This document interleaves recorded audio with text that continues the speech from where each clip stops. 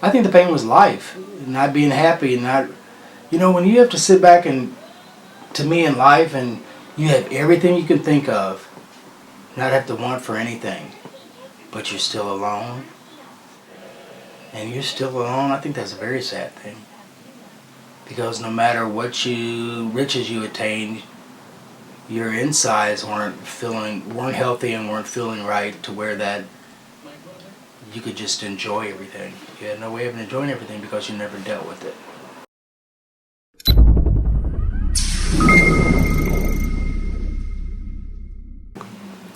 When I was in the United States Navy, I was stationed in Norfolk, Virginia, and I remember we were out at sea. I was on a carrier, and we were out at sea, and we were in Edinburgh, Scotland.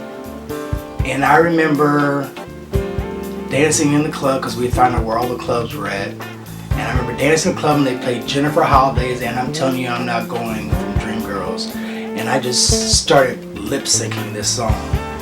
And I lip synced, and the crowd stepped back and started watching me. And the next day we got there, and the owners let me and my friends, all of us, in for free, and they had me do the whole number again.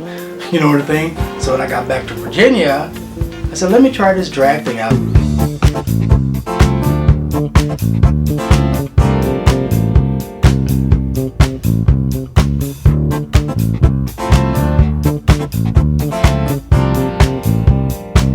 So I tried the drag, and I had like these open-toed shoes, I remember, and this hideous pantsuit on, and I did the drag show. It was like the Gong Show. Did that. I ended up finishing second behind the person that won, and people were booing, and they were like, "Why didn't she win?"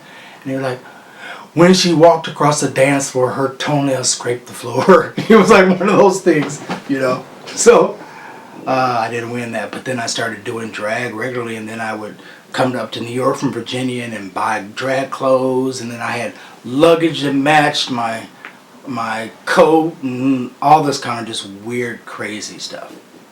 So that's how it started. What did your father think about you doing the drag shows, or did he know? Oh yeah, he knew. I don't think they were happy because when everybody found out, it came out in the National Enquirer. So it wasn't a thing that one of the performers actually sold me out. They wanted some money, and they wanted to really much do something bad to me. This is the person that I always competed against, but would always win. When it came down to it, I'd always win talent and everything. And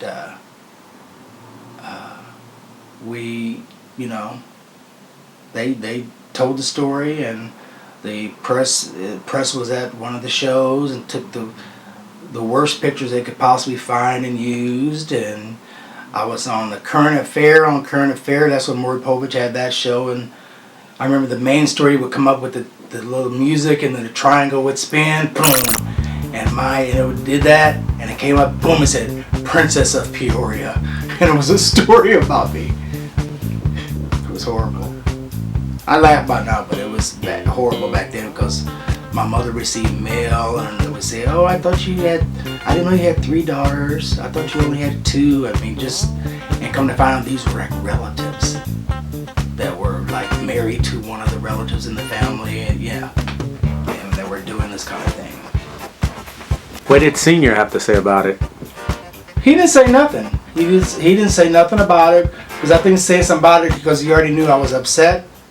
But I think saying something about it, I'm sure he wasn't the happiest and pleased, the fact that, his son's on the cover of a magazine for something and what it was for.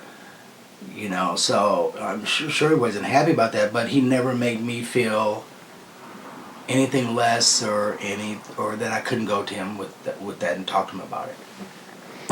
At the time you were doing drag, were you out at that time, or? Yeah, for the most part, yes, I was.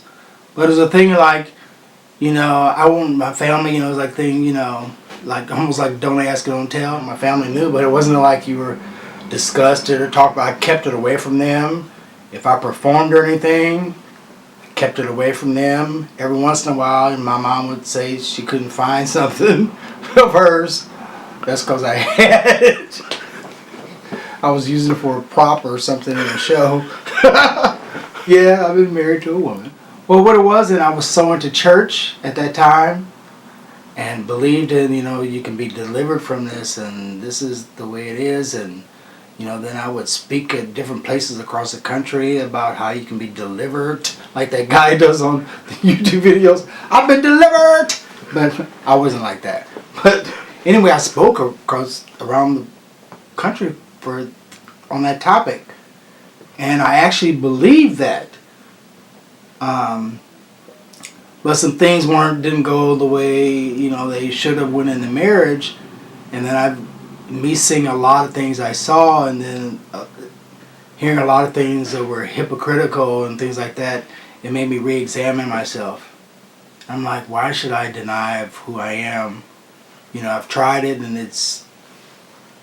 I did it, but I still feel this way, and I can't control that. I can't get rid of that.